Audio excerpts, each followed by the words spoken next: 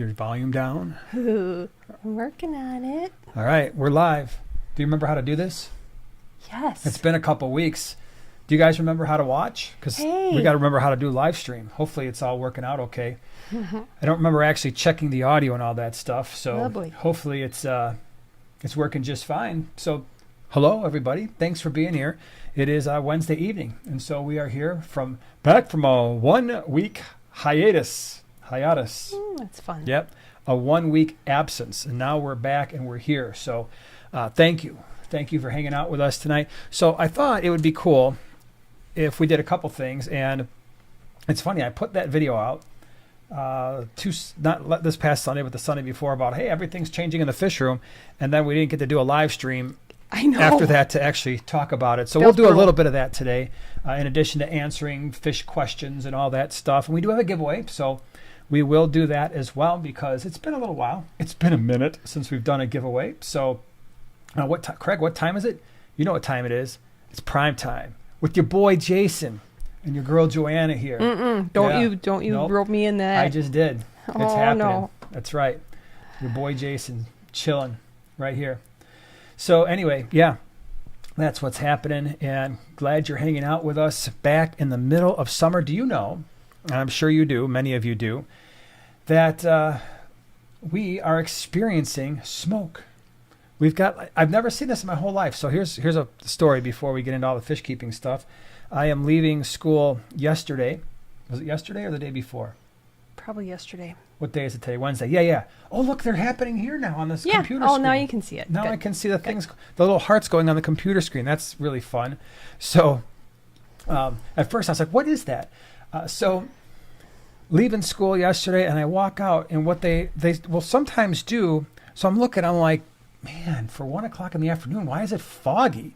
Like, what is going on here? I didn't, I guess, keep up with current events. I'm like, yeah, it's foggy and something is weird.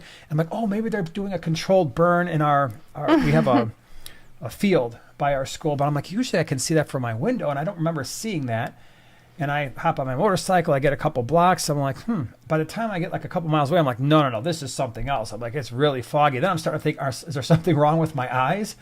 Because unlike some of you who've probably experienced this before, especially if you live on the West Coast, in all my life, I cannot ever remember there being like smoke from a fire. And there's wildfires going on in Canada, and it blew all that stuff into the Chicagoland area.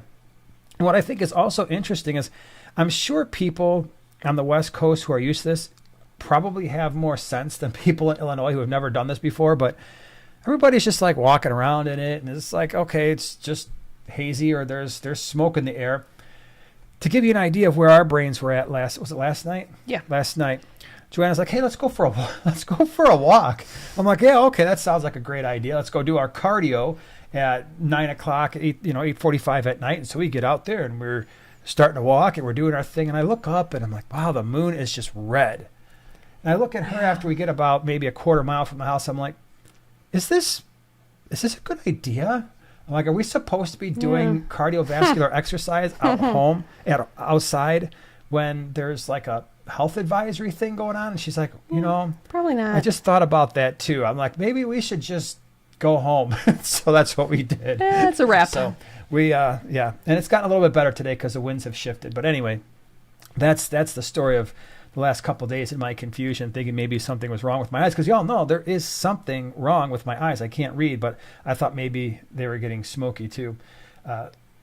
Mitch says seeing smoke all the way in southern Wisconsin is awful. Yeah, well, we're in Illinois, so weird. It's and I heard it's out in like Pennsylvania and Ohio, so I don't know how big those fires are. I really should probably keep up with current events like that, but I'm surprised you missed it. But I know I talked to Lisa from KG a couple weeks ago, and they had it really, really bad, to where in Carolinas they had, even the farmers weren't even going out. So, but she said, I talked to her today, and she said that they're in an code orange right now, so they're like downgraded, but it's better than we were in purple. So when we got out of the gym yesterday, me and Eli, I'm like, man, this is pretty smoky. And he's like, and I was like, what's going on? And he looked it up on his phone. He's like, there's a wildfire. And then he shows me the thing with all the different colors, and we were like in the deep purple. And I'm like, that can't be Yep. good. And as he starts, he's like, this is extremely unhealthy. Stay out or stay inside. Yeah. So, so that's what was going on there. So anyway, things that have happened in the land of primetime aquatics this week. We did on Sunday a really, really cool, one of my favorite all-time fish stores, no doubt. It's top 3, probably top 2. And it's funny because I did the Fish Gallery fish store tour when we went to Dallas, and I absolutely love that place and said it was my favorite fish store of all time. And then I go to Advanced Aquarium Systems in Green Bay. We went there, and I'm like, ooh, this already might have knocked that off. And I've seen a lot of fish stores in my day, but those two are awesome. But Advanced Aquarium Systems, man, if you haven't seen that video, Dave, the owner, he restores old fish tanks. And the last time I went there, it was me and Kasha from Creative Pet Keeping. We went there probably 4 years ago because we were doing a tour of Custom Aquariums, the custom fish tank manufacturer. And they weren't that far from Green Bay, so we drove there. And we went to the old Advanced Aquarium Systems store, which was really cool. And you walked in, and like in the front area, he had all of these fish tanks that were metal framed. There was no water in them or anything. He was collecting them, and he said, "Hey, I'm gonna make my whole fish store like this one day." And I remember thinking at the time, wow, this is a really cool place because there was a lot of fish there that I don't normally see. And of course, like I said, I put that video out about 4 years ago, maybe 5 years ago, I don't know. And then we had an opportunity because we went to Door County. We were on the motorcycles, and we stopped by there. And we went back, and it's in a different location now. But sure enough, he did exactly what he wanted to do, or pretty close. He's getting there. Almost all the tanks in his fish store are the metal frame tanks, and it's just got such an awesome look. And he still has a crazy amount of rare fish and fish that I've never seen before. And most likely, if you haven't seen the video yet, I'm sure there will be some fish there that you're like, wow, I've never seen those either. So really cool. Did that one on Sunday. If you haven't seen it, check it out. It will be awesome. Today on the Smallscape, your channel, what did you do? Oh, I found it was. I called it Smallscape on Wednesday. My ode to Smallscape on Saturday, when I find fun little things that are not meant for fish keeping, except I think they are. And so I brought you that item, and even got some suggestions on some other really sweet tools. Okay. So really excited. That's pretty awesome. So that happened. So that was you. And then let's see. Tomorrow we'll have the members video. We got a lot to talk about, members, because we've got some more stuff going on. As you know, we have been following. You've been helping me. Thank you, by the way. And I truly mean that. I mean that for helping me shape, or at least kind of bounce ideas off of you. And then through the comment sections, you made me think a little bit more about what direction I was going. For those of you who don't know, who didn't watch the video from 2 weeks ago, which I'm pretty sure most of you probably have, and that is the fish room is changing in a colossal way. It's changing more now than it ever has since we built it. And what we're doing is we're converting the side that has like the brick background with the 50-gallon lowboy with the black mollies. It's the side that you see probably most often at this point when we're shooting videos in the background. Well, that area is being completely gutted for the most part. And what we're going to be doing is taking all of those aquariums out. And when we're done, we're going to be left with 5 larger aquariums. And that's the idea. And so on that side currently, I think I'm pretty sure there was, for some reason, the number 37 is stuck in my brain. So I believe there are 37 aquariums on that side. Right? And that's like all the 20s, the 10s. There's a whole bunch, right? Joanna's old Nano Nook. So what started that conversation is Joanna and I were talking about the fish room, and we were talking about just issues with it and the maintenance side of things, and what are we going to do when Luke eventually at some point decides, wow, you know what, I've got a career or I've got a job and school and I'm getting busy and I can't maintain those 30. Well, he maintains about 30 out of the 37 aquariums. And Joanna and I we've had to do that before. In fact, we're going to have to do that in the next couple weeks because he's going to be not around. I'm going to be out of town. Yeah, well, you're coming back into town. So when her and I do it together, it's still, as you could imagine, 37 aquariums. That's an undertaking, right? That's a lot of work.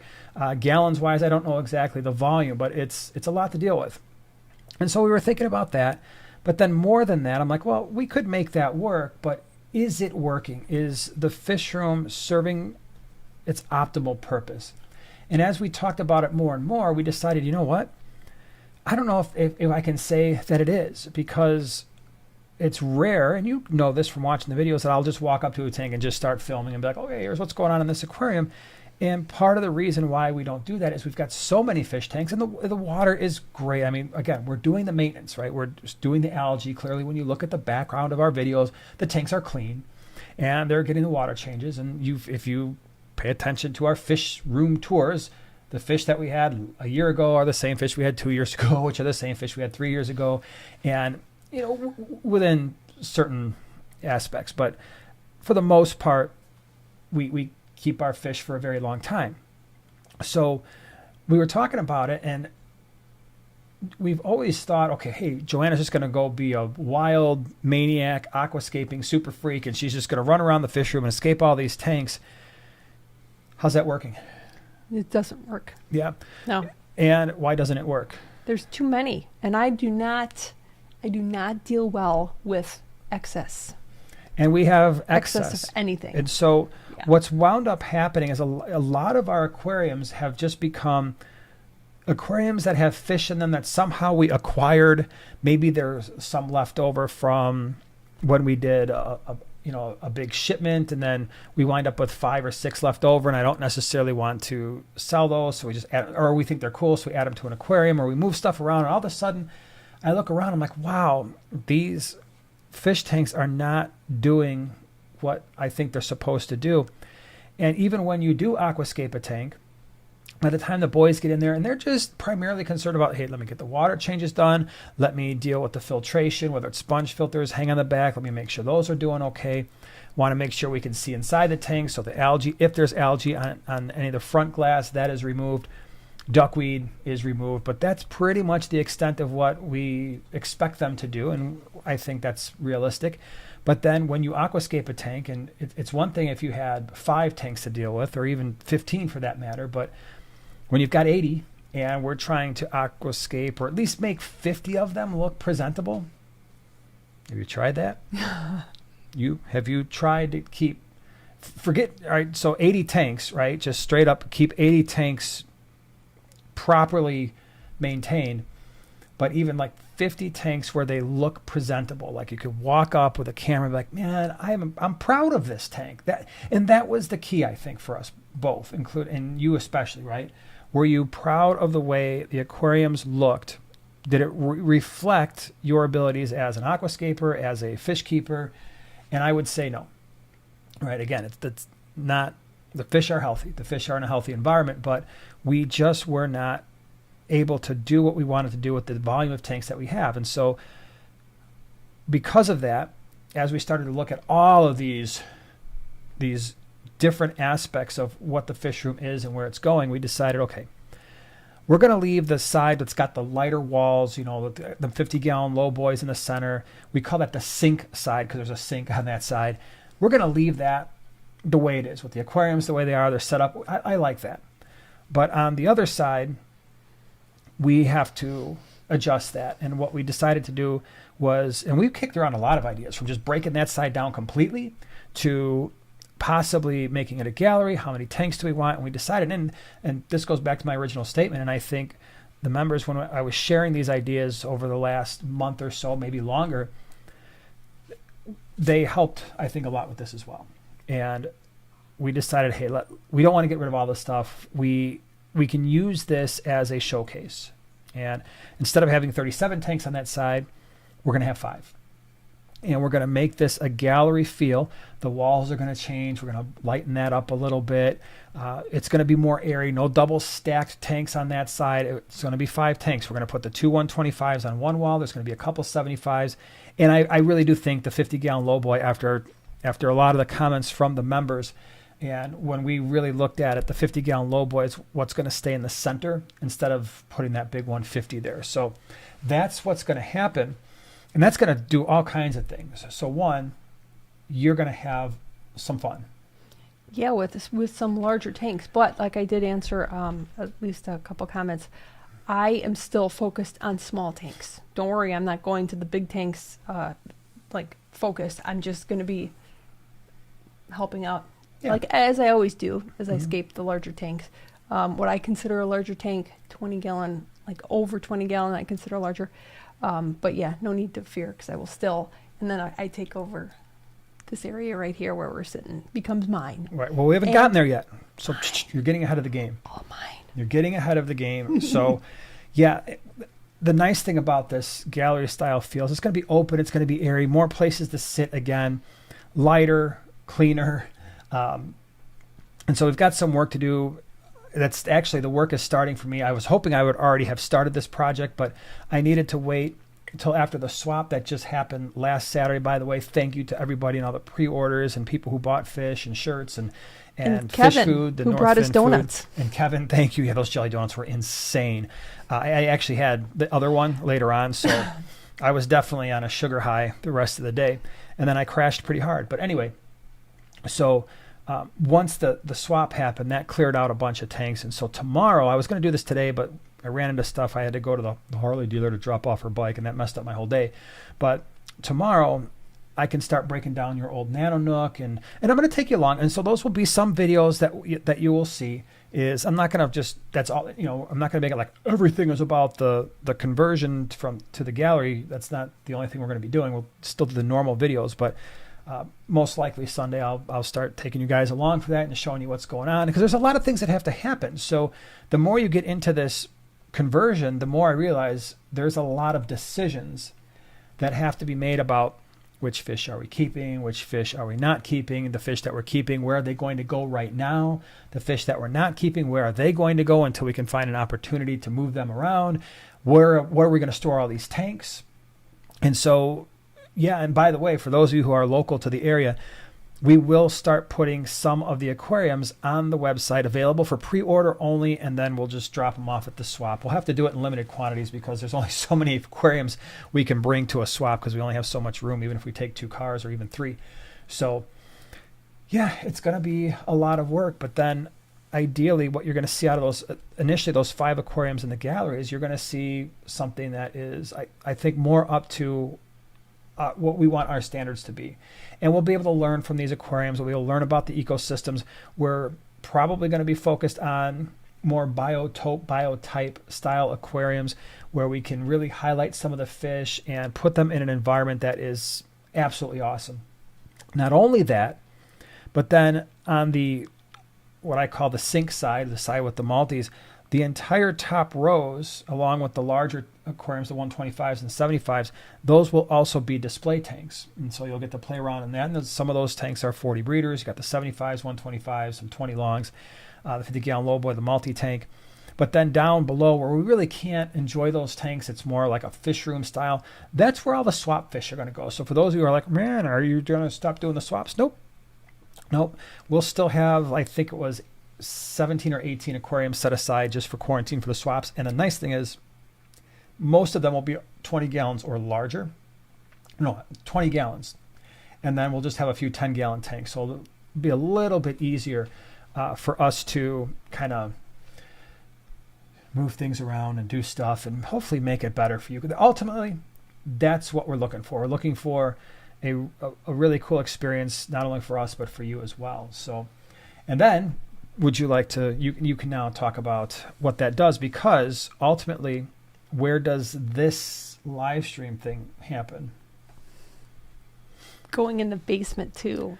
In the gallery. Finally. On the gallery and side. we originally wanted to do that when we were starting the live stream. Yeah. However, there were certain issues, including it would be too noisy with all the bubble, bubble, bubble, bubble.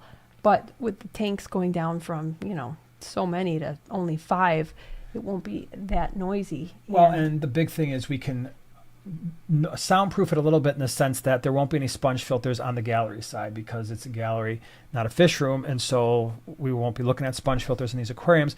They will have some type of quieter filtration, whether that's hang-on-backs with internal filters in the water or canisters, which you guys know how I feel about canisters, but I might just have to suck it up and become a canister man.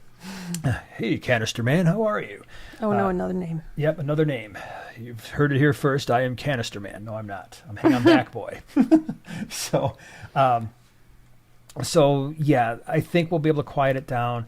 I think it'll make a really cool backdrop for a live stream, and possibly something that we can actually reference while we're down there. So it'll be nice. And then this area does what? It becomes the small scape turf. My area. Once again, it was my when we originally did the swap, when my my workshop was in the basement, it took up half the basement, and actually the side you're just getting ready to fix up, that was where the tanks were. And I was on the sink side, that's my whole workshop, and I had just kind of thrown out, we were walking out of a PetSmart, remember that? Yeah. And I was like, yeah, well, you're lucky, you have windows upstairs, in the loft. I'd switch. And you're like, would you? And I was like, yeah. Within a day, he had all of my stuff moved upstairs, and he moved downstairs. And, the rest was and history. trust me, that was no small feat, because No. Joanna likes to collect obscene amounts of Everything. Just, I don't even know what it was. Like, Well, at I that like time, miniatures you were, and no, well, no, crafting, at that so- time you were into crafting, and so Yeah, all the my room house was supplies. packed. So where the 50-gallon lowboy is, where the multi-tank is, imagine that room, the size of that room, just packed wall to wall, and it was just full of stuff. And so me and the boys, we cleared it out within a day, and then I started mapping out what I wanted to do for a fish room. So this space was supposed to be yours, and then it kind of developed into, okay, well, we'll have it be a workshop for you for her channel, the Smallscape. But then it made sense to put the live stream stuff here, and then that became what it is. So, we've been talking about, what do we do with the tanks in the back? Trust me, all of that we have got much bigger plans now than just for her, because this is going to become her area. What's going on with those 4 Yeah, tanks? because this, basically 3/4 of the room was going to stay prime time, and I was going to I was trying to rig how I would get like a quarter of it to maybe reverse the angle and stuff. No mas. Yep. It's all mine. Yep. And so a lot of things will change. And by the way, this is going to take time, right? This is a huge project. I mean, it's already, since I've announced it, it's been almost 2 weeks, and I've done 0. So not 0, but I had to get some of the fish moved out so I could accomplish what I need to accomplish. So tomorrow, like I said, I'll start doing some stuff, and then we'll take it one wall at a time. And I think once I really get rolling, it should move fast. The biggest problem I'm going to have is, what do I do with the aquariums once they get broken down, and the stands? I'm hoping, after I really started looking at a couple of those stands, I think I might be able to get the double 40 breeder stand, which might wind up on the website too. Now, these are not beautiful. I know in the videos they look like they're amazing, or not amazing, but they look Dark. Yeah, well, I painted them all black, and so in videos you don't see that, there's some fish food stuck to the top of one, or there's a little chip in one. But I might be able to get like that double 40 breeder stand up the stairs, and I was looking at even maybe that 10-gallon stand where I've got the 910s. That might fit.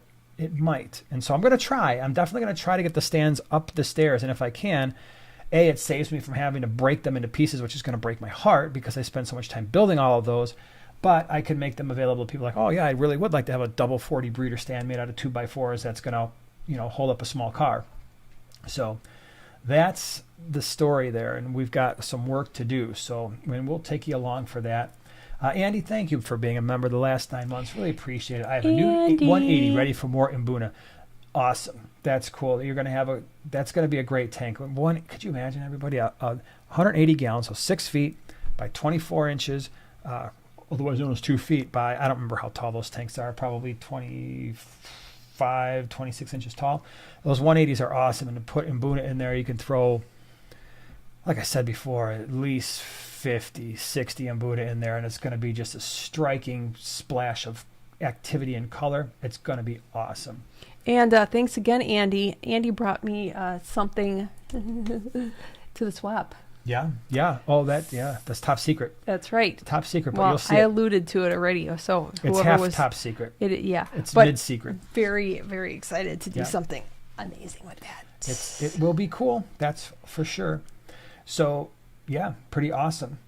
Let's see here. All right, let's answer a few questions here. Chrissy said, my husband and I watched your video about ammonia testing. We started using the free ammonia calculator, and we're using much less prime.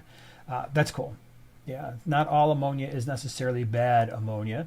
It has to be the unionized ammonia, and that's the stuff that's really can hurt fish. Oh, and she also said our tap has 0.25 ammonia ammonia in it. Yeah, so it's probably coming out of a well, most likely. And then it will fluctuate, right? So if it's coming out of a well and you're anywhere near agriculture, sometimes it can go up a little bit from there, sometimes down. Sometimes it depends on the amount of rain you get, too. So Jennifer says, I would like 2 tanks and stands. Do you deliver to Georgia? unfortunately, Can you imagine? yeah. That'd be fun if we had a truck, and the primetime truck. Just load them up and just drive around the country. That would be fun. Like the American pickers. American drop your tank offers. Except we drop it off. We're not picking up stuff. Yeah. We're dropping it off. But you never know what we might find on the way. We could be fish pickers. That's kind Fish of weird. pickers. Mike says, my Maltese are finally breeding. Thanks for all you do. Yay. You are appreciated. Well, thank you. That's awesome to hear. Babies. It's exciting to see those little shell dwellers breed because the little babies, when they get their confidence to leave the shells, and they're so tiny, and they just get more and more confidence as they grow up. They're like, I'm going to just peek my head out. And then one day they're like, I'm going to swim my whole body out of the shell. And next thing you know, they're like, I'm going to go like 4 inches away from this shell. And pretty soon they're like, oh, I want my own shell. Yep, and they're moving stuff around. It's pretty awesome. Cool stuff. Mike, thank you so much for being a member the last 2 months. Good evening, everyone. Well, hello. Glad you're here, hanging out with us. Dude says, how many Oranda and Ranchu goldfish in a 75? Man, those are big fish. I don't know if I'd put more than 3 in a 75 because they get big. And I've seen some big ones. Was it Aquashella? There were some fancy goldfish that were like almost softball size. Probably some of the bigger ones I've ever seen. They were crazy. Crazy big. Vibe says, on your way to Georgia, swing by Texas. Yes, because that's directly on the way. But Cool. we'd probably do that. Yeah. Emma says, question for the scape queen. All right, that must be me. What's the best way to add depth in a scape? Slope it up in the back, and then also make your like hardscaping larger in the front and smaller in the back. There you go. Larger in the front? Yeah. Huh. Now, would you slope it? Would you slope it all the same, or would you slope it towards one? Because I kind of like it when it's sloped towards a corner in Either. the back. Yeah. Mm-hmm. I prefer that look. Depends how your how your scape is set up. Okay. Like if you've got like a path or you know, I don't know, it all depends. Interesting.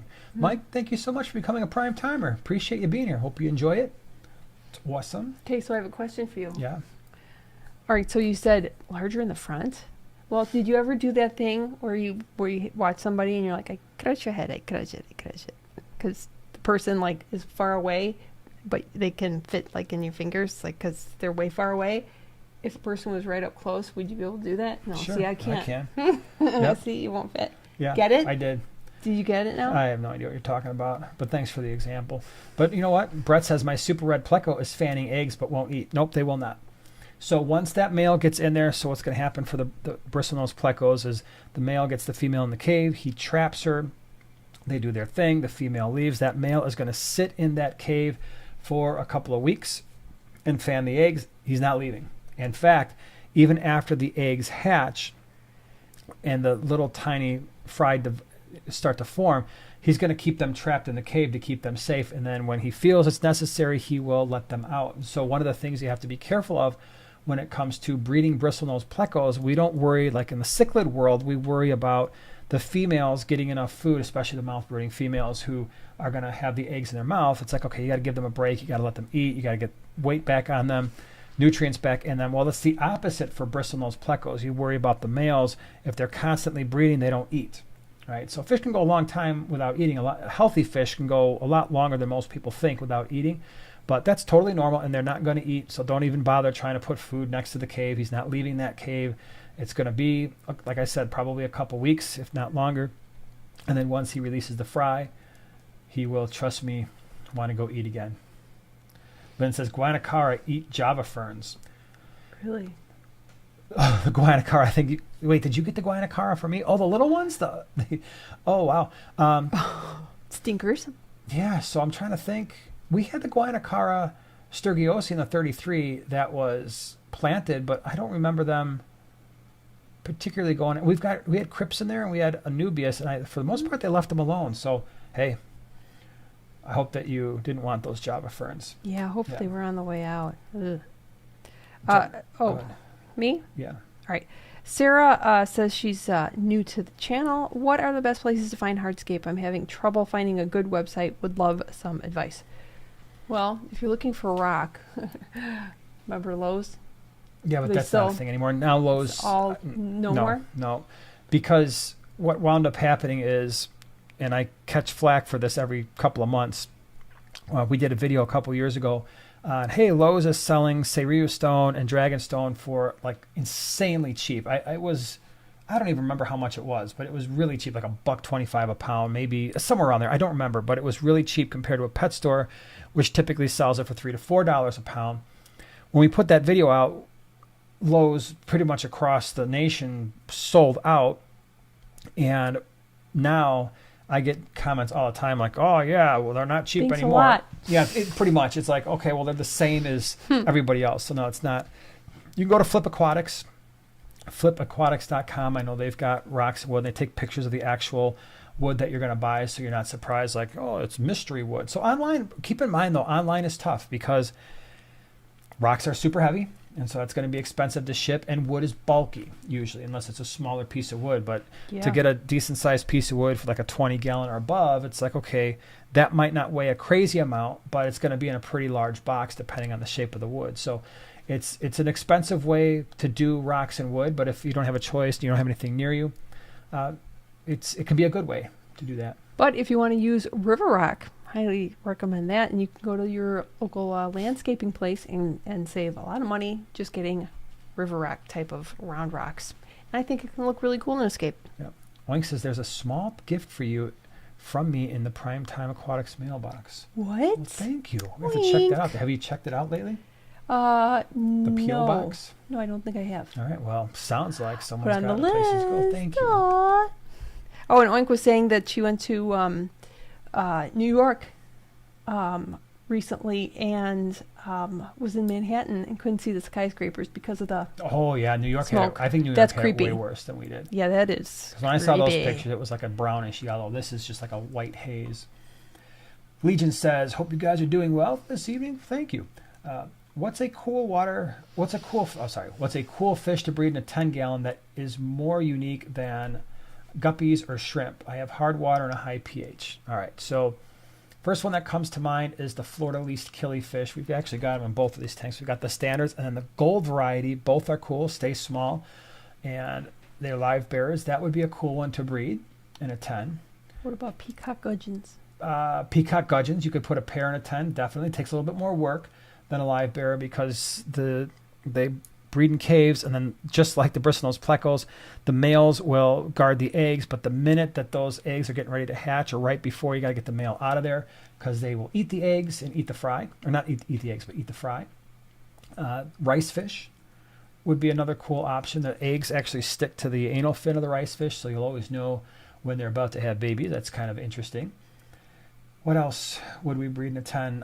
White clouds. You could breed white clouds in a 10. I mean, if you really wanted to get crazy, you could breed just about any rasbora in a 10, but there are going to be various types of egg scatterers, and that becomes something where it's like, oh, I've got a spawning mop, or I've got this Java moss, and now you're trying to pull the adults out because they lay eggs just about every day or two.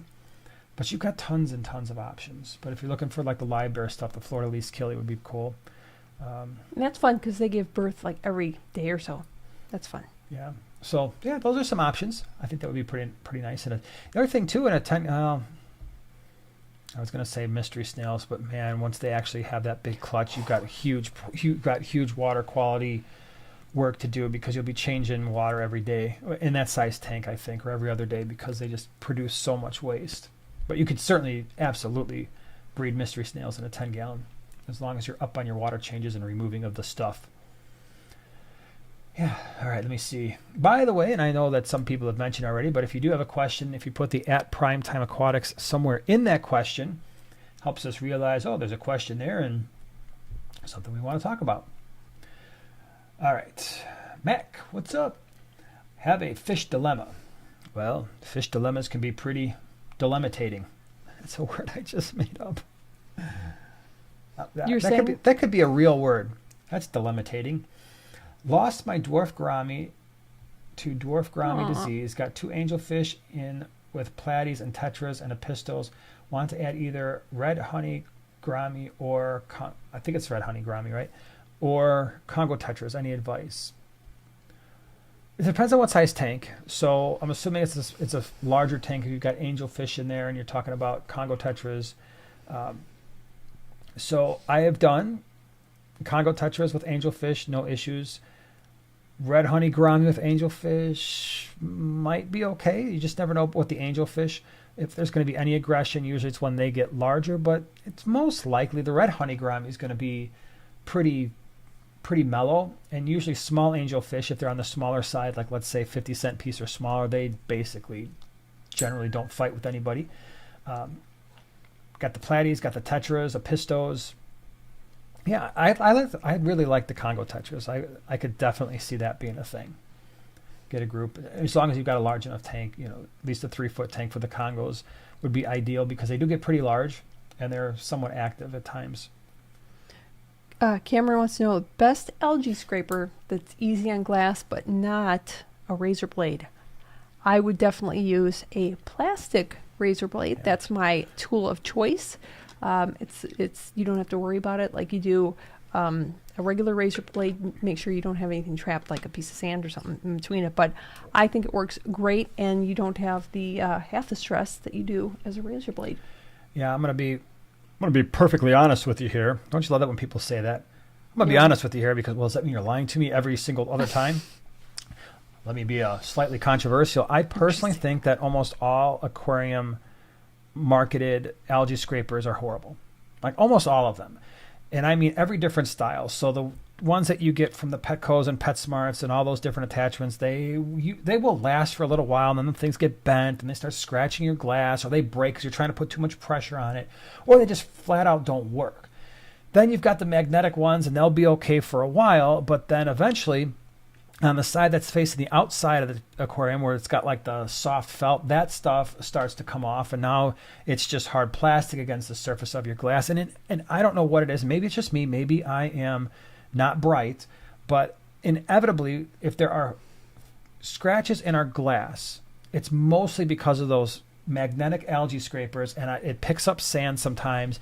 And as careful as I'm trying to be, the next thing you know, you don't really notice it sometimes. You're like, oh, that's great. I just scratched my glass because of this magnetic algae scraper. So I, at this point, don't use anything but razor blades. And I did a video on a razor blade extender, and it works outstanding. Razor blades, obviously, you got to be really careful. They're extremely sharp. You don't want to have an accident, but it's basically all I'll use. I will not even bother with an aquarium algae scraper at this point. It's razor blades on the razor blade handle, scrape away. And by the way, if it won't come off with a razor blade, it's not coming off your glass, right? All the other algae scrapers, if you get that hard green algae, like the really crusty hard stuff, 90% of the algae scrapers do nothing for that, nothing, especially the magnetic ones. And you put a razor blade to it, it's coming right off, like right off. And you can use the same razor blade for a long time. So, and the plastic ones, like you mentioned, a little bit safer still, can be sharp, so be careful. But that's how we roll. Cameron says, this is my issue. I get tired of picking up sand and scratching glass. I hear you. And that's the other thing about the just a standard razor blade. They're so thin on the end, and it's so easy to see when that's happening, unlike some of the other algae scrapers out there. Pistachio, what's up? It's been a little while. Glad you're here. I have a 75-gallon aquarium for about a year now with 6 cichlids. My aquarium has gone cloudy. I've done water changes, cleaned the canister filter, but it's still cloudy. Help. No. Glad you're here. Bye. No, I'm kidding. Cloudy water. It's been a while, and it's frustrating, I know, because it's like everything's fine and now something's messed up. So it could be just a slight imbalance in your water parameters. You said you clean the canister filter. Maybe you clean some other things. Just double check your water parameters. Make sure you've got no ammonia and no nitrite, and your nitrates are 20 parts per million or less. Sometimes you can get a temporary ammonia or nitrite spike, and that will cause cloudy water. In fact, for an established aquarium, that is somewhat common. Make sure that there's not a dead fish. And I'm sure you've done this already, but just doubly make sure that there's not a dead fish stuck under a log or stuck in a decoration or even in the filter. You know, we got a canister filter, so it's probably not going to be in a canister filter. But if you had like a hang on back filter, nothing jumped in there. There's nothing decaying. There's no food stuck anywhere that's causing that. If that is all the case, if your water parameters are great, you said you have 6 cichlids. Now, if they're on the small, one other thing too is if they're really big cichlids, like I could see in a 75-gallon, oh, I've got a Jack Dempsey, I've got a Red Devil, I've got an Oscar that's starting to get to a point where it needs to, is outgrowing the tank, and a couple other, a Green Terror, and well, that's just a massive bioload, and they could be just stirring up so much stuff that, yeah, now you're stuck with a cloudy tank until you can move them to a larger tank. But if you're talking more like, I've got peacocks, or I've got firemouth cichlids, or something that stays on the smaller side, sometimes the best thing to do is nothing.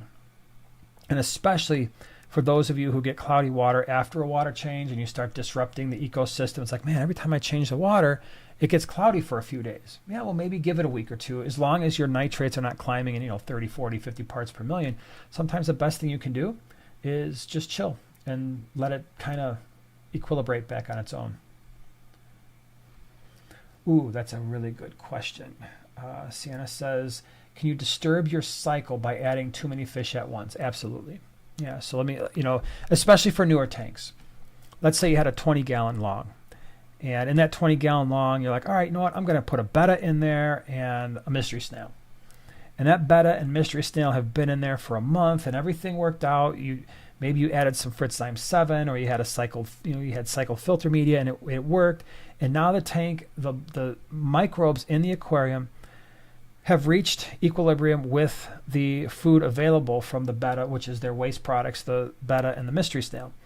And then you're like, you know what? Oh my gosh, I've always wanted 20 neon tetras, which is not a crazy thing for a 20-gallon long. And you throw your 20 neon tetras in there. And so now you're feeding a lot more and they're producing a lot more waste. Temporarily, yeah, you're probably going to get some type of ammonia or nitrite spike. And so we want to be careful there. So you could do that. Usually that ammonia or nitrite spike doesn't last as long as someone who's initially cycling an aquarium. One of the things that you can do if that happens is you can add more beneficial bacteria like a Fritzheim 7 or a Fritz Turbo Start, and that will help shorten the duration of that temporary spike. All right, I want to do a giveaway. Can we do that? What do y'all think? By the way, Yippee. I was talking with Whip after the last giveaway because we were going back and forth, and he mentioned something, and I just want to make sure that we're clear. We have our chat on what's known as live chat. There's now 3 options. I think it's live chat, top chat, and then there's 3, like the super chat thing. We put it on new. all messages. Now, I've always assumed that when we do all messages that everything is coming up sequentially, and I think for the most part it does. That's what we have to go by, so that we don't have another option, right? So I know top chat will just mess it up. The super chat thing doesn't apply when we're doing a giveaway. Top messages. Top messages, yeah, whatever. Language.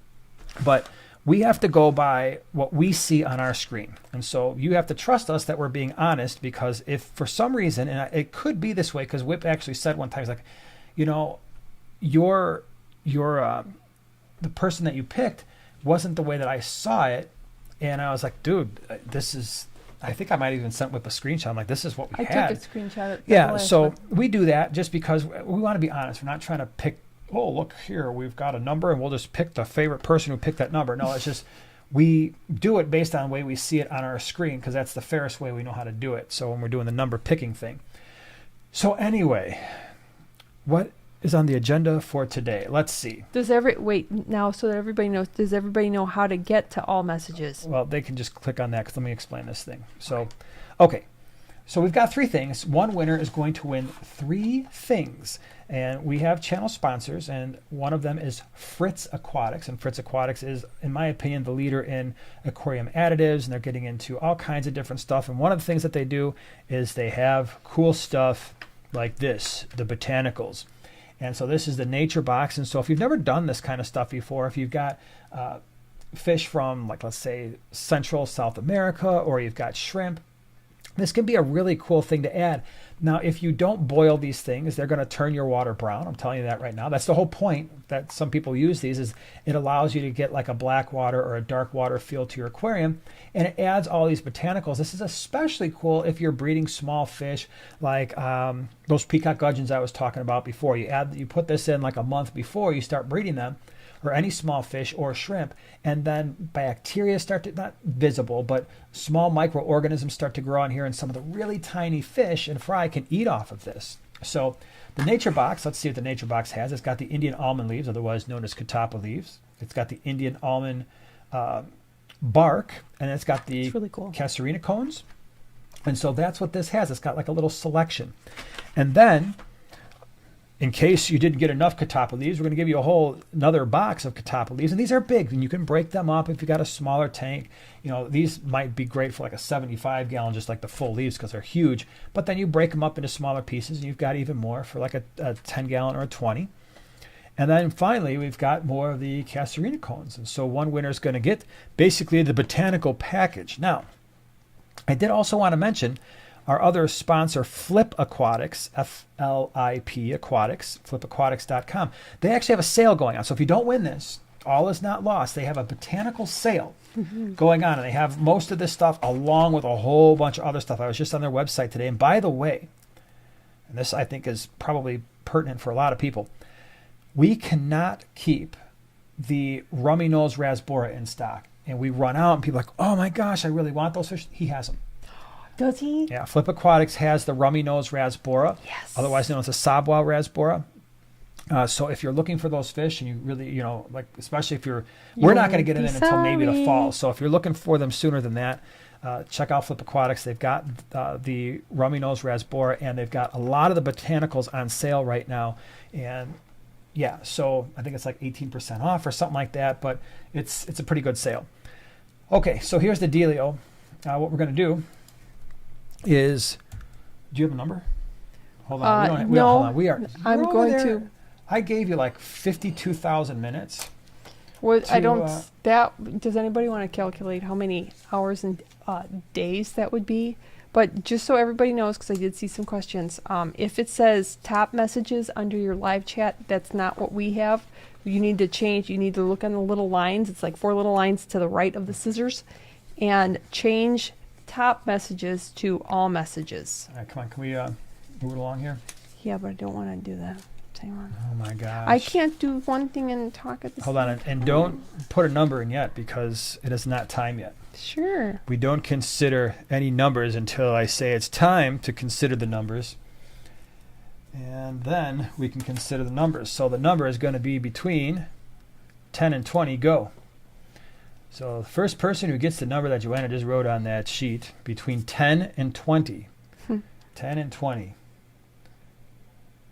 Let me see here. Done. I think we're done. Are we done? Did I see it, or am I going crazy? Yeah, we're done. We're good. You can stop typing now. All right, go You to can the top. you can finish the typing of the numbers. Somebody already 3 has million. it. Yeah, that was a good guess, Andy. Little high. Yeah. Just missed it. Yeah. It was just a number slightly outside of that range of 10 to 20. All right, hold on. Let's see here. So my I first, think Andy might be hanging out with Whip. yeah, my first, ooh, wait a minute. There was somebody before that person. So we have it, oh no, we have it here. That's the one I saw. That's the one I saw too. Okay. Hold on. Give us sure? a Because second. we have bad eyes. No, I don't have any bad eyes. I was squinting. I've got better eyes than George Costanza when I squint. Okay, we're going to check it one more time, just to be sure. So, do. Yeah, okay. We good? Are we ready? Yeah. The big reveal is number 15, Steel Waves. Steel Waves. You were the first one in our little thing to type in the number 15. So Steel Waves, here's what you got to do. You've got to go to your email and type in Prime Time Giveaway. Singular. Right, Prime Time Giveaway at yahoo.com, and give us your mailing address and your name, and we will get this stuff out to you. That was what I was saying. 187 Ghost was like right there. He was like 1, 2, 3, 4, 5, 6, 7 away. But don't worry, we're gonna do more of these giveaways. So we've got a ton of stuff, and we got to get on our giveaway game here. And we got some cool stuff coming up too. in a couple weeks. I've already talked to some of our sponsors, and sometimes people are like, why do you have sponsors? Well, I have sponsors because they do stuff like this. And at this point, that's what it's all about, right? And so every time that we talk with a company, a lot of the conversation is, what are you going to do for our viewers? Because let's face it, I mean, we've got fish tanks, we've got equipment, we've got the things. And so we don't need the things. I would rather just give the things to people because I think that's more fun. I have more fun giving stuff away than I would be like, oh, look at this. I've got another piece of equipment that I, maybe I don't need or I do need, but it's more fun giving the stuff away, I think. So we're going to do more. I promise you that. Not tonight, but in the future. So Steel Waves, primetime giveaway at yahoo.com. Send us your address and Joanna will get this stuff and name mailed out and name at some point in the not too distant future. So Michael says, how often do you go live? Every Wednesday. Yeah, for the last couple of years, it's been every Wednesday at 8 p.m. Central Standard Time in the United States. So that's what we try to do. Last week we didn't, and then we'll have a weekend in July where a week in July where we won't be able to. But other than that, we try to be here every single Wednesday. Yay. Fish fan 20 gallon long, what's up? What should I do with a regular pleco that was given to me? Right now he's about 10 inches. He will grow to over 30. What should I do? I can't give it back to the man. Man, the man got right? you. Yeah, the man stuck it to you. He's a little bigger now, but would you like him back? I mean, they're big. I would. So one of the things that you could try is if you can go to one of the fish clubs. Some people have some pretty large tanks where they have some large South Central American cichlids, and every once in a while they will be more than happy to take a larger pleco. You could try a pet store. That could be hit or miss. Just bring it in a bucket and be like, man, I don't have anywhere for this thing. Can you take it? They might hem and haw. 10 inches is not overwhelming. So again, for them, it might be something where they can find somebody who's got a larger tank.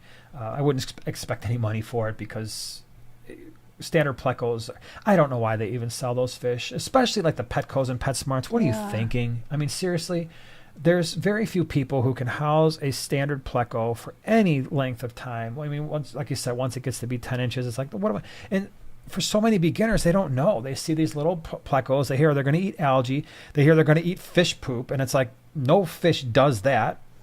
And, I'll buy this because it's going to eat the fish waste. Okay, well, A, that's wrong. And B, why are they selling these fish that get so huge? Because unless you've got, man, if I had a standard pleco, I mean, like a 180, and even that's pushing the smaller side. So anyway, you could go to the fish clubs and see, and maybe someone there will take it. I know sometimes, like at the GCCA or Greenwater, some of those guys have some big tanks and they don't mind taking them. Pet stores might be an option as well, but beyond that, I mean, you could put it in like an offer up situation, or I don't know, like which one of those websites is like, hey, come and get it, take it, it's free, and just make sure they have a large enough tank for it. That's one way to possibly do that. But yeah, that's a rough fish. That's a rough fish to have to deal with. Not many people want them when they're 2 feet long. No, probably not. Adrian wants to know, how many electric blue Acara can I keep in a 55-gallon tank? I was thinking about doing a single species tank. So 6 to 8. If you're doing a single species tank, would be a pretty easy thing to do, I would say, in a 4-foot tank. I had a big group of them growing up in a 40-gallon breeder, which is technically a 47-gallon, but it was only a 3-foot tank, and they got along their whole lives. And then I eventually moved them to a 125. They got along. I never found the electric blue Acara to be aggressive towards one another, and pretty much not towards other fish either. Even when I had my breeding pair, or a breeding pair, in the 40 breeder with probably 6 or maybe 7 other electric blue Acara, they weren't even that aggressive, moving the other fish away from their spawning area. And even when the fry eventually hatched, they would kind of chase them away, but they weren't like putting them up in a corner and like threatening to end them or anything like that. So could totally do that. Oh, Shelby's here. What's up? Hey, Glad Shelby. you're here. Second floor, Legion Aquatics. How many zeros in a quadrillion, quintillion? A bunch. Yeah, a lot. When you get to that, you just start using scientific notation because I'm not writing out all those. Oh, but Legion did it. He wrote up, or they wrote all the zeros. That took It's some crazy. time. Yeah. Let's see here. Kat says, food recommendations for tiny reservoir as extreme nano pellets seem a bit big and want more variety besides crushed flake. Currently using Acara first bites for my blue neons. That's cool. So, yeah, I mean, crushed flakes work just fine. If you're breeding them, if that's one of the things that you're doing, not a lot of people, but some people will use Repashy, the powdered Repashy though, not the gel form, because Repashy, the whole point of that is usually you mix it in hot water, you stir it up, and it solidifies, and you get these big blocks of food that you can feed to bottom feeders and cichlids and stuff. But you can also just take that powder, which is extremely fine, and put that in the water, and it floats for a fairly long time. So I don't think it's possible to crush flake as fine as that Repashy is. And you can do the Community Plus. There's many different types. So that's one thing. I know Northfin makes a fry food that's really good. That's very fine as well. So, in fact, we've got some of that in our fish room right now. I'm going to have to start feeding that out. But, yeah, so those are a couple of options that would work. Cheryl is joining for a few minutes, celebrating my husband's birthday tonight. Wow, very cool. Happy birthday Awesome. to Mr. Cheryl. Yep, very cool. Happy birthday. Yep. Frosty, the snowman. All right, let me see. I just saw, let's see here. Hey, Jen says, I'm starting my first aquarium. I'm so nervous around CO2 tanks. That's why I'm starting with the 95-gallon cylinders. You're starting your first aquarium and you're running CO2. Wow. You're just jumping right off and going full boat, huh? We don't even run CO2, never have, but that may change. That's one of the things that we're thinking about changing when we set up the gallery and have a little bit fewer tanks to deal with. I could see us starting to do CO2. Pistachio says, aren't you guys based out of Chicago? I'll be there this weekend for work, but at the same time, I'm picking up a huge fish tank there too. Yeah, we're based out of Chicago suburbs. That's cool. Picking up a tank is always a nice thing to do when you're going somewhere. Debbie wants to know the best way to get rid of BBA. Blackbeard algae. Best friend, BBA. Yeah, Blackbeard algae. Limit your so there's two things: controlling it and getting rid of it. Controlling it, limiting your nitrates to 20 parts per million or less, making sure your lights are on the duration only as much as if you've got live plants, is only as much as they need, and the intensity is not more than what they need, and that just depends on your plants. If you don't have plants, then you could turn the lights off a lot longer, just turn them on around feeding time for a while. The easiest way to get rid of it, which is not necessarily easy, but one of the things you could do is lower the water level beyond where the Blackbeard algae is. So expose the Blackbeard algae to the air and basically take a spray bottle and spray it with hydrogen peroxide. Leave it for about 10 minutes, and then you can refill the tank. The hydrogen peroxide breaks down to water and oxygen gas, so it's not toxic. And then it will usually turn like a pinkish purpley color and die, and other fish will kind of eat it. The other thing you could try is, if your tank is large enough, and I would say it would have to be like a 40-gallon breeder or larger, you could try the Siamese algae eater. They do eat Blackbeard algae. I had some in my 125, or one of my 125s that had Blackbeard algae, and I think I had 3 of them in there, and they were taking care of it pretty quick until they decided to get caught up in the filter intake and no longer be with us. But they were doing a good job. They were legit, man. Max says CO2 also cleared my BBA. Not sure how that works, but it did. Wait, what? That CO2 helps clear BBA. Yes. So CO2 will help in the sense that it allows other plants in the aquarium to take more nutrients from the water, and that kind of starves the Blackbeard algae, which is another thing. And that is, one time I had Blackbeard algae in our Juliochromis ornatus tank, and I added in a bunch of hornwort, and within probably a month, I noticed all the Blackbeard algae was gone, because I think it had taken all or most of the nutrients that the Blackbeard algae required, outcompeted it, and it all went away. Joel, thank you so much for the super chat. Appreciate it.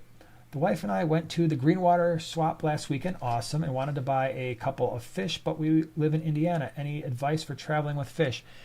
That's very common. So at the swaps, whether it's Greenwater or GCCA, we get people that buy our fish from northern Wisconsin, Minnesota, Iowa, Missouri, Michigan, Indiana, southern Illinois. And so it's not an unusual thing to travel with fish. And there's really nothing special you have to do. For us personally, when we pack our fish, we pack them that morning. We pack them in fresh, like dechlorinated water. And so I set the water out the night before in a big giant totes, run air stones in there, dechlorinate it. So it's got 0 ammonia, 0 nitrite, 0 nitrate. And so the fish are packed in the morning, and they should, for the most part, be perfectly fine traveling back to Indiana, because it's very rare that we ever have anybody say, hey, you know what, some people have a solid 3-4 hours, when they come up from St. Louis, or they're coming from northern Wisconsin, or we've had people come from Kentucky, so that's even longer. That could be up to 5 hours. The key is, like, I know for us, the people who order fish that are coming from far away, typically they grab their fish, but they're also not hanging out at the swap a super long time. Like, they're not adding a couple more hours to the fish in a bag. But if you go there, you grab your stuff, and you're like, all right, I'm out, you'll be fine. Especially if you get there pretty much when it opens, so the fish haven't been sitting in a bag already for, because let's just kind of do this time-wise. The earliest fish that we pack might be packed at, in a typical swap, 4:15 to 4:30 in the morning. The swaps, depending on the swap, let's just say they open at 10. So they've already been in a bag. The earliest fish might have been in a bag for 4.5, maybe 5 hours, maybe slightly longer. Then, most of them, again, we're packing usually up until 7:45, 8 o'clock in the morning. So some of them might have only been in a bag for a couple hours. Then we get them to the swap. You grab them, take them home. Even if they've got another 3 hours in a car, they should be perfectly fine. So think about it this way. When we get fish that are imported, they have to come from overseas, make a stop somewhere to get through customs, and then come to us. And so they're in a bag for like a day, sometimes longer than a day. So maybe 36 hours, and most of the fish make it here just fine. So not a huge deal. The only thing you want to be careful of is if you buy from somebody at a swap and you notice the bag is already kind of deflated, it's lost air.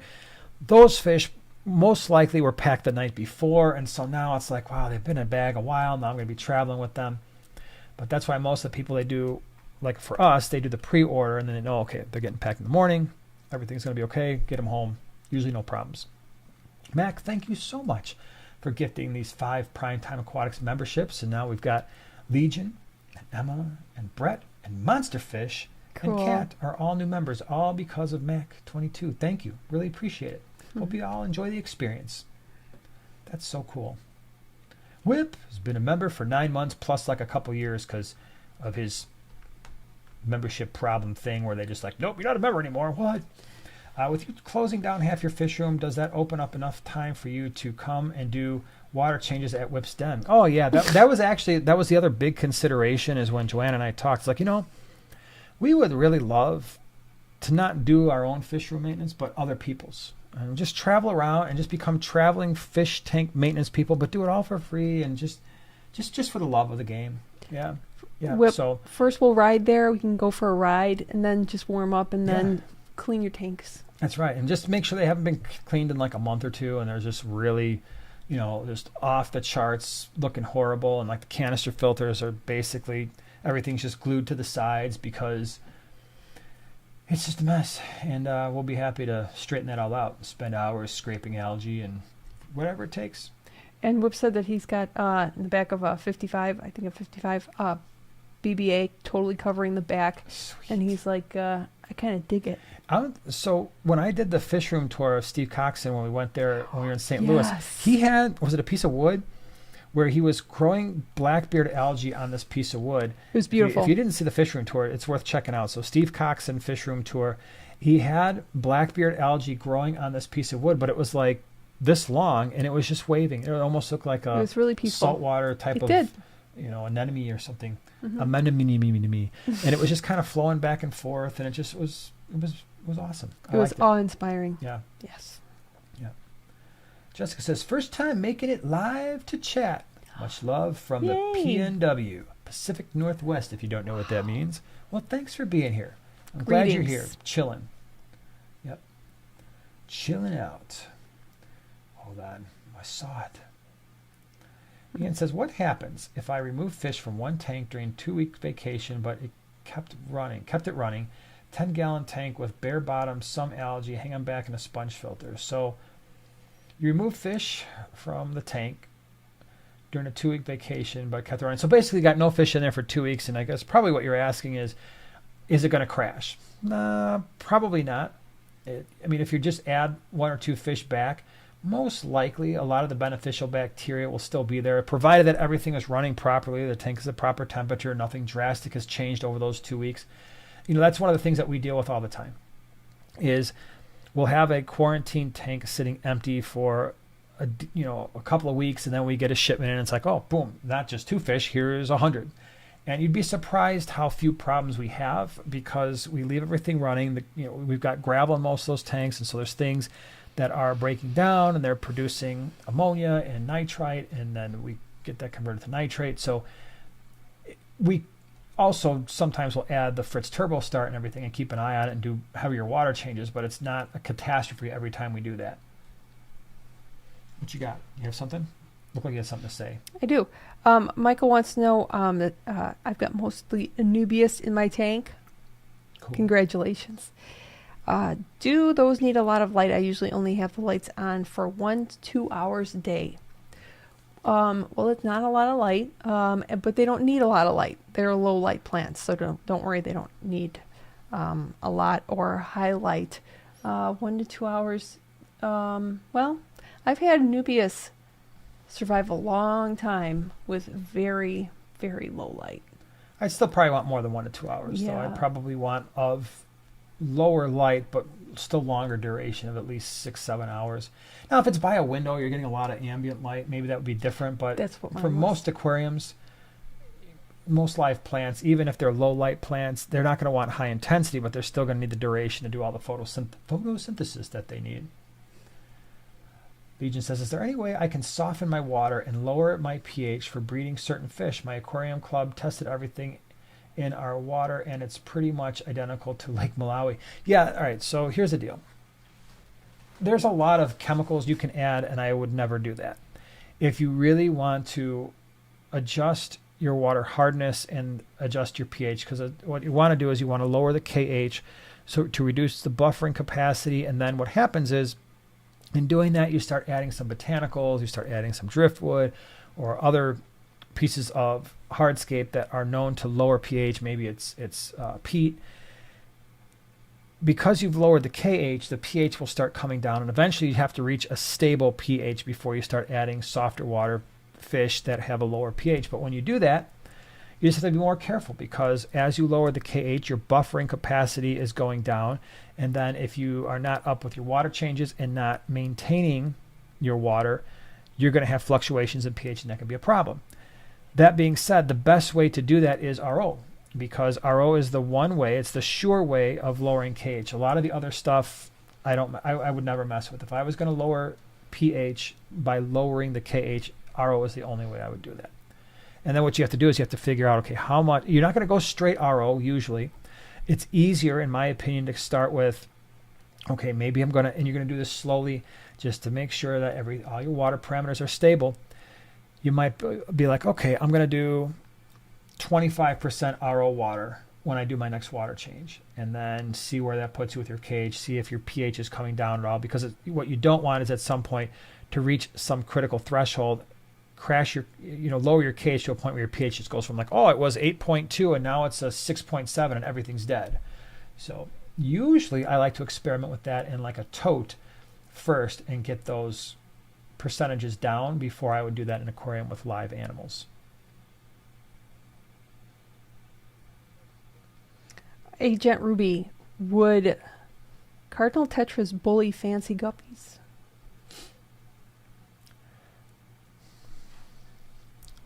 So I'm pausing for a second because I'm going back to, and I don't normally focus a lot on this because water parameters have a range, but those fish like very different water parameters. And I know there's a lot of fish out there where like, oh, they like different water parameters. And most of the time, quite frankly, I don't think it matters. It does matter with your cardinal tetras. And that's kind of in your guppies. And so that's kind of what I was thinking through with that combination. They'd probably get along just fine. That's not the issue. But those are two fish, when you bring them too far out of their water parameter range, they don't do well. Right? For a lot of fish, it doesn't matter as much. But cardinals, like we will never keep cardinal tetras in our fish room because I know the minute I stick them in this water with 10 degrees GHKH and a pH of 8.2, they're just going to suck at life. And I don't want them to do that. So I don't do that. But our water parameters are really good for guppies. At the same time, if I had fancy guppies that were really thriving in our water parameters, if I was going to get the water closer to ideal for the cardinals, which they would really thrive in a pH in 6.5 to 7 with GH and KH in the low single digits, your guppies are going to be like, yeah, I'm done, I'm out. So that's why I kind of pause. I don't think I would do that combination just because their water parameters are so far apart. And both of those fish, well, I shouldn't say both, but especially the guppies, there's such an inbreeding problem and such a mass breeding issue that the genetics are not good, right? They're just not good. For the longest time, I thought I just couldn't keep guppies alive because I would get them from one of the big box stores and I'd bring them home and they'd all die. And that was with good water parameters, right? Water parameters that they like. And so they're just so genetically weak right now, unless you get them from a place like Flip Aquatics or Twin Cities Guppies that breeds outstanding guppies. If you don't get them from a really reputable place, most likely they're going to be hard enough to keep alive on their own. And then, yeah, we want to keep them in really good water, decent water parameters. For guppies, at least, I like at least a 7.3, 7.4, 7.5, and GH and KH that are approaching double digits. And speaking of plants, do you like that segue? Because we weren't speaking of plants. But Sarah had a question on dwarf hairgrass and why it won't carpet and why it's actually carpeting up and not into the substrate. Well, first of all, for dwarf hairgrass, as adorable as it is, in order to carpet, you're going to need highlight and CO2. Otherwise, it's not going to do a whole lot. For it coming out of the substrate, my guess is maybe you have like an aqua soil, some kind of light substrate. It's not actually holding down there. Maybe you have cories or other critters that are kind of dislodging it. Snails, they like to do that. So that's one of the plants. It's very light. It'll come out of the substrate very easily. But yeah, for it to actually carpet, you need highlight and CO2. All right, this fish says, do you guys have a video on brown algae? I did a video a long time ago on just how to control algae. So there's a number of videos I've done on algae. One of them is how to control algae using plants.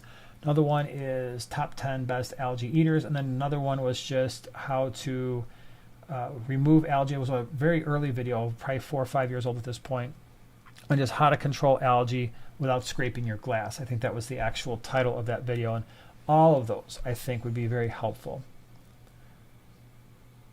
Hopefully. Let's see here. Oh, Zucilia? I hope I'm saying that right. The max weight on 40 breeder stand is less than that of the tank. Would you suggest reinforcement and how? So I'm surprised by that. So is it a stand that was specifically made for a 40 breeder? Because I would be surprised that it wouldn't be able to hold a 40 breeder, because those tanks are basically the 40 breeder and the 65 gallon, which is the taller version of the 40 breeder, are basically the only two tanks that are commercially available with a 3-foot length and an 18.5-inch depth. So if they made a stand specifically for that, I'd be really surprised that it wouldn't be able to hold that weight unless it's a stand for something else. But yeah, a 40 breeder, keep in mind a 40 breeder is actually 47 gallons. And so once you add all your decorations, and safe to say it's going to be somewhere between 450 and 500 pounds in terms of reinforcement. Yeah, I definitely would if the capacity really isn't there, but I would be so surprised especially if it was a commercially available stand for that size tank, that it wouldn't hold that weight. And if it doesn't, I might just buy a different stand, because I mean, if you're good with your hands and stuff, you want to reinforce it and put center braces in there and stuff, that's great. but still, you just don't know how. If it's not designed for that weight, how is it even manufactured? I mean, sometimes they just staple this stuff together, and you look at some of these stands, and I'm surprised some of them can even hold the tanks up. I don't know why, but I'm still surprised. Like our 150 gallons, the only individual tank that we have where I didn't build that stand. And I remember when we bought that 150, the stand wasn't all that heavy. It was, and I still look at that thing. I'm like, it's got two areas here where it goes from top to bottom. It's got one in the back and then one in the front. And the first time I filled that tank, I'm like, there's no way this stand is going to hold 1,500 pounds. Here we are, I don't even know how many years later, 15 years later, and it's still doing just fine, thankfully. Crazy. Yeah. It's almost like they built it to hold it. Oh my gosh, Killer Kitty, thank you so much for gifting the 5 Primetime Aquatics memberships. Killer Kitty! Thank you. Hi. So Karen and Michelle and Jessica and Dustin and Michael are all now prime timers because of Killer Kitty. Thank you so much for doing that. Really appreciate it. That's awesome. Thank you. Yeah, Aqueon stand. Yeah, I think ours it was like an Aqueon. The 150 is like an Aqueon or top fin, so same thing. Yeah, it's held just fine. But I would think if it's made for 40 breeder, it should be able to hold that, unless it's like seriously something else. Like maybe it's for a lizard tank because they have that same thing. But then I just wouldn't use it. I would go and grab a 40 breeder stand. He just says, I will only ever build my own stands because they are cheaper and it helps me sleep at night. Yeah, people made comments when I built the double 125 stands. Like, are you sure that's going to hold? When you combine both 125s, it's like 2,500 pounds. I'm like, dude, you don't understand. Those 125 stands I built, and it's going to, we're actually considering with the one stand, we're going to keep it where it's at and just use it for shelves. It can hold a car. The uprights on that 125 stand are double enforced 2x6s. The top row for each of those 125 stands are 2x8s. And the bottom row, I think I just left as 2x6s because they're center supports. But when people saw that, they're like, oh, so you've got on the top, there's no center support. Well, there is one in the back. There's a 2x6 support in the back, but nothing in the front. I'm like, dude, it's a 2x8. And yeah, that bad boy, I've seen people build 180 stands out of 2x4s. I'm like, no way would I ever be able to sleep at night doing that. But you could literally, if you put those side by side and had a ramp, I am 100% convinced you could park a car on there and it would be fine. All right, let me see. I saw something that I was like, oh, that's a good question. Legion says, my guppies have weak genetics, so I'm probably going to try getting some healthier ones. Definitely worth it. I mean, it's so frustrating when you go and you buy guppies and you're like, oh, these are so cool, and you bring home 6 and 2 days later, like, oh, those are all gone. Chris says, have you ever hung fish bags from your handlebars on my motorcycle? No, but I have put them in my tour pack, and they did just fine. We did. Yeah, green water. Green water. At one time, we got fish, and I'm like, that was the one time. That was the one time too where I bought the raffle tickets, and I'm like, oh yeah, we can't take anything home. So I gave all the raffle tickets away, but we were able to take the fish back in the tour pack of my bike. So, and they made it just fine. Yeah, they did. Yeah. They were motorcycling fish. They didn't even know. Cardinals die in my water parameters. Yeah, you're not the only one. You're not the only one. Yeah, sad. So, that's why you just have to stick with the green ants. Yeah, there are just certain fish for us that I just don't even bother keeping. Cardinal tetras, German blue rams, not because they're not awesome fish. They're absolutely insanely awesome, but the German blue rams do not like our harder water with that higher pH. Plus, I really don't want to keep them that warm anyway. Rummy nose tetra. Yeah, rummy nose tetra has been rummy nose tetra more so because they just, for me, they're so disease prone, but they're so awesome too. I mean, they're it's beautiful. A shame. Yeah, and that's one of the reasons why when you go to a pet store, a lot of times you'll see rummy nose tetra, and then they'll show like locally bred, which basically means rummy nose tetra. They're probably not going to die in your tank as fast as the other ones we're selling you. So usually when you see that, you're like rummy nose tetra, $3. Rummy nose tetra, locally bred, $5. Yeah, those are the ones that are going to live. The other ones are probably going to get ick, and in 14 minutes they're all going to be dead. At least that's what's happened to me. Fastest ick infestation I ever had were rummy nose tetras. I had them. I remember They were in a 20-gallon long quarantine tank. I bought like 15 of them. They looked fine. In the tank they went to bed. Next morning, I'm like, is that ick? Like, I went to work, came back, they were all dead. I mean, they were covered like head to toe, head to fin in ick. They looked like someone just took salt and went, whew. I'm like, they didn't have hardly anything going on. I thought for sure, I'll come home. I didn't have the meds at the time. I'm like, I'll go stop after work because I had to run to work. This was way back a long time ago. And it didn't matter. Within a day, gone. Wow. Yeah. Oh, it was so disappointing. Oh, Oink has a, let's see, can I have a word of warning for the aquarium stand? That is a 125 gallon kit from PetSmart. In case anyone doesn't know, those stands are made of particle board. So Terrified it will get wet. You know, our 150 stand, it's not particle board, but it's definitely not like 2x4 type stuff. And yeah, I don't know. As long as it doesn't get wet. As long as it doesn't get wet, it'll be fine. Scary. Yeah, it's one of those things. Yeah. Oink says, can I leave a word of warning for the aquarium stand? Oh, see, but look how fast I noticed that. Unlike you, who reads the entire question and then looks at me like I'm stupid, I read 3 words, and I was like, oh, you just said that, and we just addressed it. Pookie, you stupid. Pookie, what's wrong with you? All right, what movie is that from? Oh, come on, Pookie, what are you doing? Are you stupid? What movie? Anybody? I don't know that one. Let's see who can get it. Yeah. Mother says, how did you guys meet? We met at work a long time ago when we were in the printing industry. She was in accounting and I was in purchasing. The 2 departments hated one another. Yeah, our boss. I mean, it was like an all-out It was like Hatfields corporate and McCoys. It was war. funny. The director of purchasing and the VP of accounting were mortal enemies and probably would still be mortal enemies to this day. Yeah. If the place had not long since closed. But we actually saved the company because we brought the 2 departments together to, at least where they could be civil to one another. Yeah, it was crazy. I remember I started working there back in 1998, and I had to go to, at that point, you were in a different building, and I had to go get some paperwork, and the lady that was up front, she's like, oh, come on, let's go. And so I was walking down the aisle, and I looked over in the cubicle, I'm like, so, I mean, I didn't say that out loud, but I was just like thinking, what's up? And then, a little while later, we started talking. The rest is history.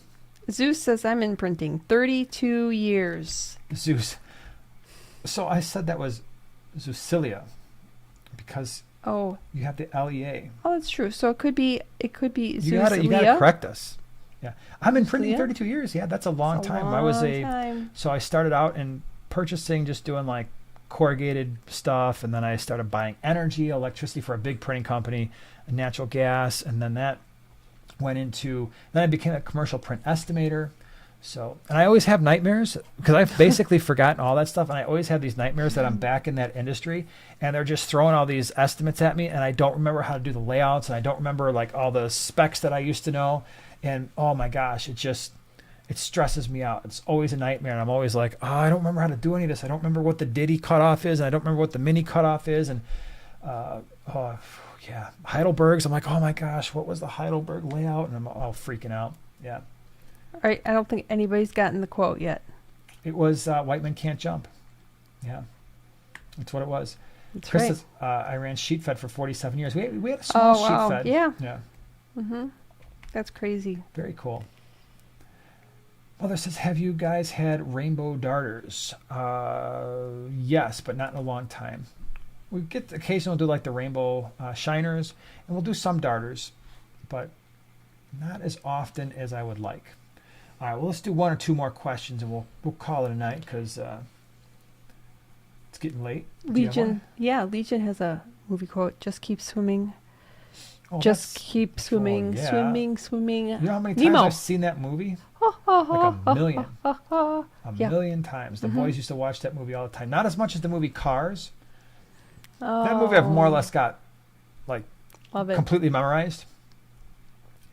Let's see, how do you feel about the black neon tetra or favorite tetra? Black neon is one of my all-time favorites because it is, in my opinion, the hardiest tetra that is out there.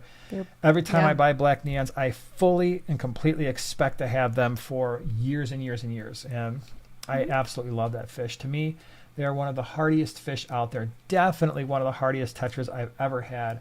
And I've been keeping those fish since I can remember. I mean, I just always liked them. And I just get a big group of them and They in the school tanks they go. nicely. Mhm. They're almost as cool as the green neon. Oh, they're way cooler. Sorry. Black neons are way cooler than green neons. Gonna have to say it. I You said can that. have, you know what? Yeah. Did you see the look she probably Just gave me? you, I didn't even look at her because I knew if I were to look at her, I was gonna get the you the probably stare. feel the burning Yeah. right in the side of your Yeah. head. You do you. Okay, you do you. We're having 15% of a moment. Yeah. Green hearts. I'm not gonna. Green hearts. I'm gonna pay for that later in some subtle way, aren't I? It's not gonna be that subtle. All right. What movie is that? Oh, you movie freaks, because that was an easy one. Well, I think we Yeah. always do that one though. I don't think we've ever done that one. I No? mean, you and I do it, but I don't think we've ever done it. Iron Man. Was it Iron Man? No, it was not. technically Avengers, but yes, Yeah, it was Cap, Iron but that Man. was good. And Pepper, Yeah. Pepper Potts. Yeah. Yeah. It's close enough. Mhm. You get the star for the day. You get the A for the day. Mhm. All right, y'all. I think it is time to call it an evening because we're all sleepy, right? We are all sleepy. Time to and, go night night. Yep, and ready to call it a day. But thank you so much for being here. We're glad we're back after being gone for the last week. Again, if we didn't get a chance to answer your questions, please write them down. Bring them next week. We don't try to ignore any questions. Sometimes we just get lots of questions and can't always keep up with it all. But thank you for being here. Really appreciate it. And thank you for all our moderators for being here and all the new members and for the people who made the new members happen. We will see you next week. Have a great week.